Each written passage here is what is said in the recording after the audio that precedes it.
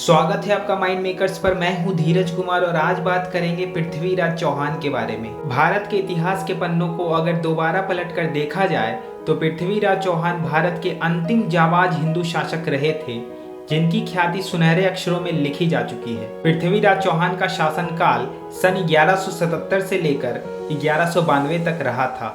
वो एक वीर योद्धा थे जिन्हें लेकर भारत को आज भी गर्व है। आइए जानते हैं पृथ्वीराज चौहान से जुड़े कुछ अनसुने तथ्यों के बारे में। गुजरात के राजाओं के अधीन रह चुके चौहानों ने 10वीं सदी के अंतिम सालों में नदौर में अपनी राजधानी बसाई। इस वंश के शासक ने चित्तौड़ पर कब्जा किया और अजमेर को भी बसाया।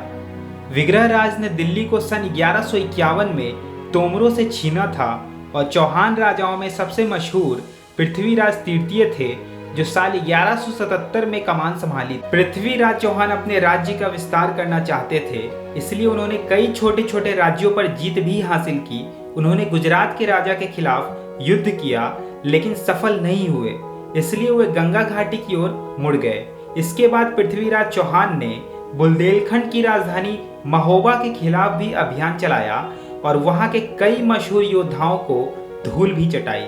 अफगानिस्तान के काबुल से करीब 400 किलोमीटर दूर एक प्रांत है गोर। यही वो जगह है जिसके नाम पर शहाबुद्दीन मोहम्मद का नाम मोहम्मद गोरी कहलाया और पूरा भारत आज भी उसे इसी नाम से जानता है। सन 1173 में मोहम्मद गोरी ने गजनी की कमान संभाली और सन 1178 में मोहम्मद गोरी ने रेगिस्तान के रास्ते गुजरात में घुसने की कोशिश की, लेकिन वहां उसे हार का सामना करना पड़ा। हार से बौखलाए मोहम्मद गोरी ने एक बार फिर से सन 1190 में लाहौर, पेशावर और सियालकोट पर आक्रमण कर कब्जा किया। उधर चौहान राजाओं की ताकत बढ़ चुकी थी। वो कई आक्रमणकारी तुर्कों को मारकर या हराकर खदेड़ चुके थे। आपको बता दें, मोहम्मद गोरी और पृथ्वीराज चौहान के बीच सन 1191 में तराइन में लड़ाई हुई थी। ये लड़ाई तवर हिंद पर दोनों के दावों के चलते हुई। पृथ्वीराज चौहान की सेना के सामने मोहम्मद गोरी की सेना पूरी तरीके से तबाह हो गई थी। उस युद्ध में मोहम्मद गोरी की जान एक युवा खिलजी ने बचाई थी। इसके बाद पृथ्वीराज चौहान तवर हिंद की ओर बढ़े और 12 महीने के घेरेबंदी के बाद उस पर जीत भी दर्ज की। पृथ्वीराज चौहान ने पंजाब से मोहम्मद गोरी की सेना को पकड़ने की कोशिश नहीं की थी और इधर मोहम्मद गोरी दूसरी जंग की तैयारी में जुट चुका था।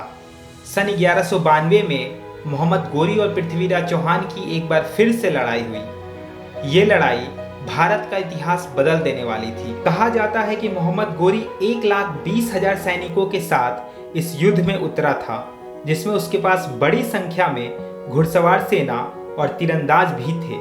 जैसे ही पृथ्वीराज चौहान को मोहम्मद गोरी के खतरे का अंदाजा लगा, उन्होंने पड़ोसी राजाओं से मदद मांगी। कई राजाओं ने मदद भी की, सिवाय कन्नौज के राजा जयचंद के।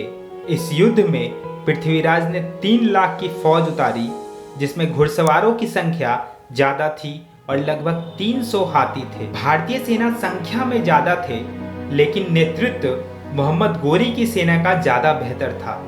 युद्ध में भारतीय सैनिक बड़ी संख्या में मारे गए।